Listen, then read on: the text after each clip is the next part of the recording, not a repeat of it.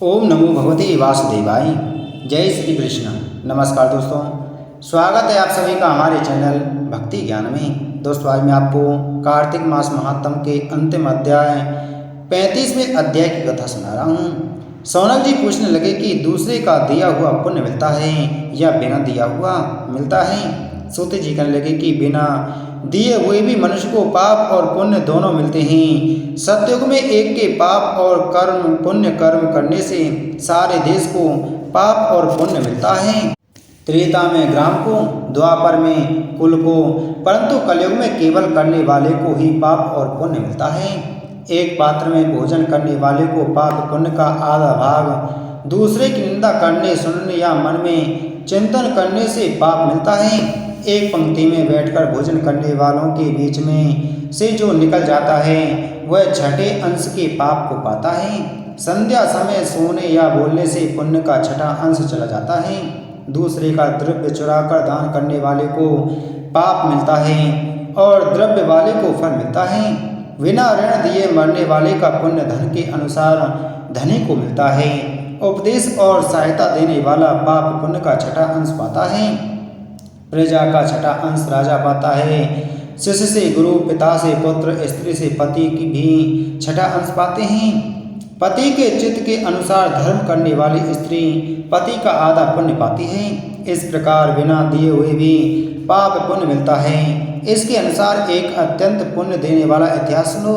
पूर्व काल में उज्जैनी नाम की नगरी में ब्रह्म कर्म से भ्रष्ट पापी, दृष्ट बुद्धि, रस कमल और खाल बेचने वाला, झूठा जुआ खेलने वाला, मदरा पीने वाला तथा वैश्यागामी धनेश्वर ब्राह्मण रहता था। वह क्रय विक्रय के लिए देश देश घूमता फिरता महेश्वती की नगरी में गया और माल बेचने के लिए 1 मास तक ठहरा रहा। एक दिन नर्मदा नदी के तट पर उसने यज्ञ और देव पूजन करने वाले ब्राह्मणों को देखा। पूर्णिमा को गौ ब्राह्मण का पूजन तथा दीपदान देखा। शाम को श्री शिव जी के लिए दीपदान का महोत्सव देखा।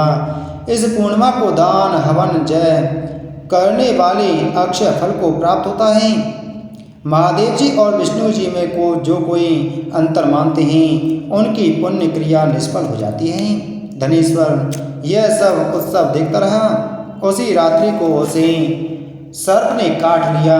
तब कुछ मनुष्य ने उसके मुख में तुलसी दल और नर्मदा जल डाला।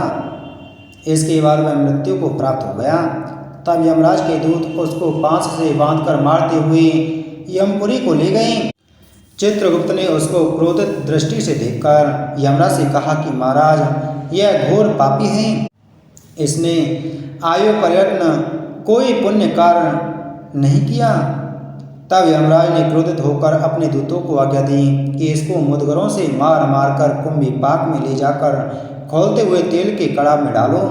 दूतों ने ऐसा ही किया, परंतु कड़ाव में डालते उबलता हुआ तेल अत्यंत शीतल हो गया। दूतों ने जब यह बात जाकर यमराज को सुनाई तो यमराज को बड़ा आश्चर्य हुआ।